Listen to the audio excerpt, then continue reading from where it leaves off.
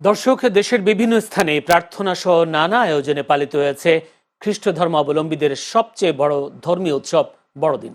প্রতিনিধিদের পাঠানো তথ্যচিত্রে দেখুন ডেস্ক রিপোর্ট।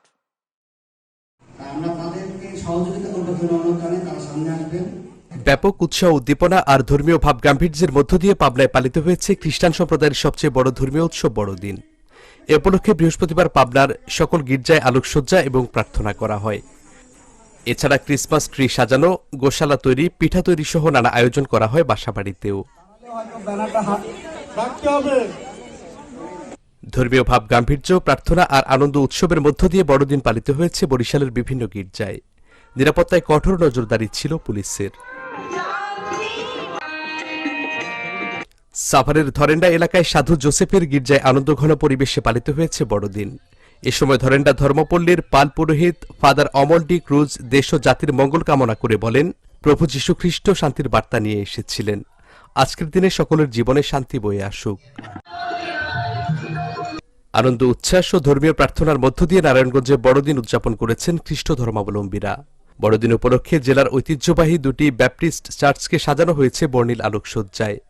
সকাল থেকে ভক্তদের পদচারণায় মুখর হয়ে ওঠে গির্জা প্রাঙ্গণ। এর আগে সঙ্গীত ও প্রার্থনার মধ্য দিয়ে শুরু হয় বড়দিনের কর্মসূচি। রংপুরের কাউনিয়ায় খ্রিস্টান সম্প্রদায়ের সবচেয়ে বড় ধর্মীয় উৎসব বড়দিন পালিত হয়েছে নানা আয়োজনে। সকাল থেকে উপজেলার বিভিন্ন গির্জায় বিশেষ প্রার্থনা, প্রভুভোজ এবং শান্তির বাণী পাঠের মধ্য দিয়ে শুরু হয় দিনের কর্মসূচি। প্রার্থনায় অংশ নেন খ্রিস্টান সম্প্রদায়ের নারী, পুরুষ ও শিশুরা। ধর্মীয় আনুষ্ঠানিকতার পাশাপাশি ছিল সাংস্কৃতিক অনুষ্ঠান, শিশুদের জন্য উপহার বিতরণ এবং সৌহার্দ্যপূর্ণ মিলন মেলা।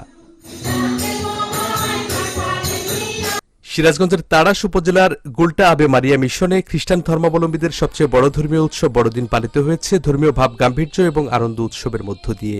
বৃহস্পতিবার সকালে মিশন প্রাঙ্গণে বিশেষ প্রার্থনা ও ধর্মীয় আনুষ্ঠানিকতার মাধ্যমে বড়দিনের কর্মসূচি শুরু হয়।